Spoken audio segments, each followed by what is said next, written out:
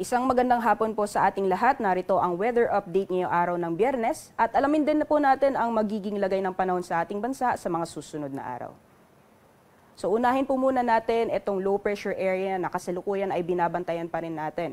As of 8 a.m. ay pumasok na po ng ating Philippine Area of Responsibility itong low pressure area and yung latest location niya po ay nasa 730 kilometers silangan ng northeastern Mindanao.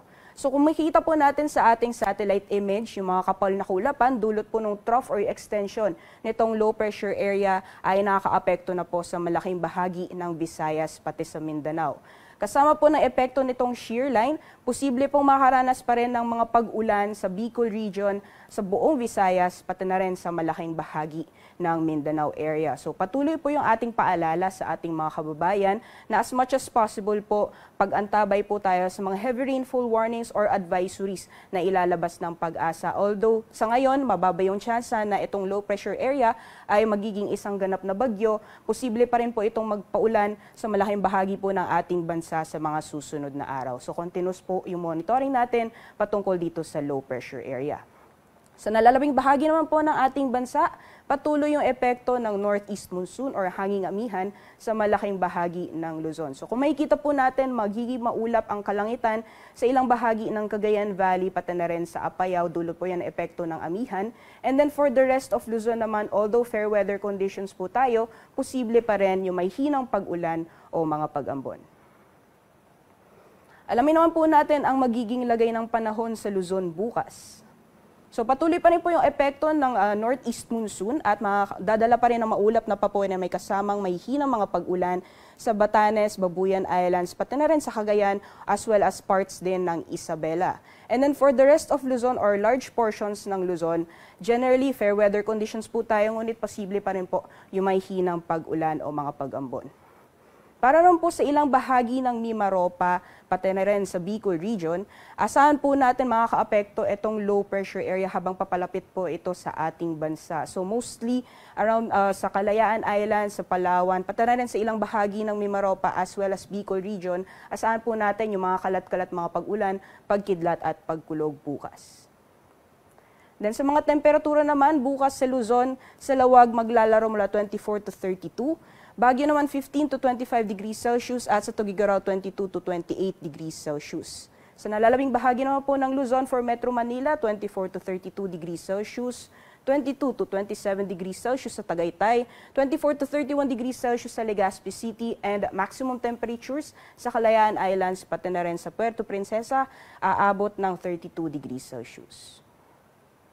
So magiging lagay naman po ng panahon sa Visayas at Mindanao bukas. Kung makikita po natin buong Kabisayaan, pati na rin malaking bahagi ng Mindanao ay maapektuhan ng pag-ulan dulot na epekto nitong low pressure area. So patuloy po yung ating paalala sa ating mga kababayan na posible po yung mga pagbaha o landslides na dulot ng katamtaman hanggang sa malalakas mga pag-ulan dahil dito sa LPA. So continuous monitoring po tayo ng mga heavy rainfall warnings and advisories na ilalabas ng Pag-asa. Nakikita po natin yan sa ating mga social media accounts.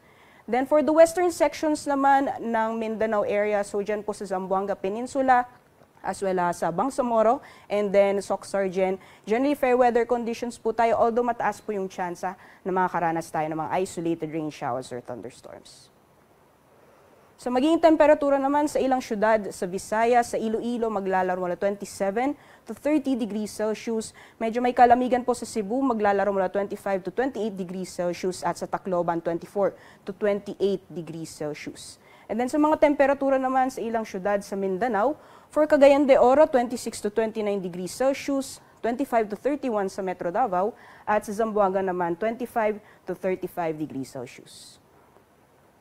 So, dapat naman po tayo sa magiging lagay ng ating karagatan sa mga susunod or sa susunod na 24 oras. Currently, nakataas po yung gale warning sa ilang baybayin ng ating bansa dahil po sa epekto ng northeast monsoon. So, yung malalakas na hangin na dulot po nitong hanging amihan ay nagdudulot po na matataas na pag-alon sa ilang bahagi po ng ating bansa. So currently nakataas po yung gale warnings sa mga baybayin ng Northern Luzon. Kasama po dyan ang baybayin ng Ilocos Norte, Ilocos Sur, La Union, Pangasinan, Batanes, Cagayan kasama ang Babuyan Islands, Isabela at Aurora area. Meanwhile, nakataas din po yung gale warning sa northern coast ng Quezon. Kasama po dyan ang northern at eastern coast ng Polillo Islands. Pati na rin po sa Calaguas Islands, sa Rapu-Rapu, as well as sa ilang baybayin po ng Sorsogon sa Bulusan, Barcelona, Gubat at Prieto Diaz.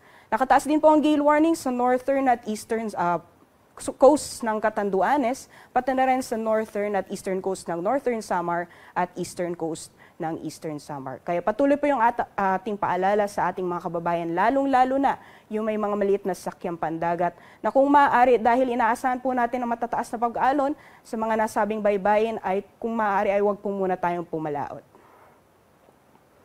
Then alamin naman po natin ang magiging lagay ng panahon sa mga piling syudad sa ating bansa sa susunod na linggo.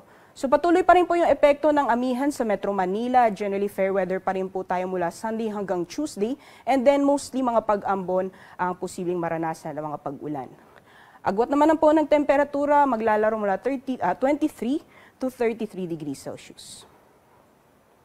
Sa Baguio City naman, medyo may kalakas yung epekto ng amihan, magdadala po ng maulap na kalangitan na may kasamang may hinang pag-ulan. And then sisikat po si Haring Araw, medyo makikita po natin yung Haring Araw pagdating ng Monday and Tuesday. And then posible pa rin po yung may hinang pag-ulan o mga pag-ambon.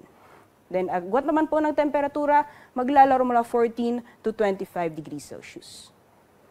Then for Legazpi City naman, from Sunday until Monday, patuloy pa rin po yung epekto nitong shear line, pati na rin ng low pressure area. So asahan pa rin po natin yung mga kalat-kalat, mga pag-ulan, pagkidlat at pagkulog. And then pagdating naman po ng Tuesday, mostly yung amihan naman ang magdadala ng maulan na panahon over Bicol region. So agwat naman po ng temperatura, maglalaro mula 23 to 31 degrees Celsius. Sa Metro Cebu naman, yun din, from Sunday until Monday, magdadala pa rin po ng maulan panahon, etong low pressure area pati na rin ang shear line, and then improving weather conditions po tayo pagdating ng Tuesday, although may chances pa rin po na mga panandali ang buhos ng ulan dulot ng mga localized thunderstorms. Agwat ng temperatura sa Metro Cebu, maglalaro 25 to 31 degrees Celsius. And then for Metro Davao, simula Sunday ay improving weather conditions na po tayo hanggang sa mga susunod na araw po yan.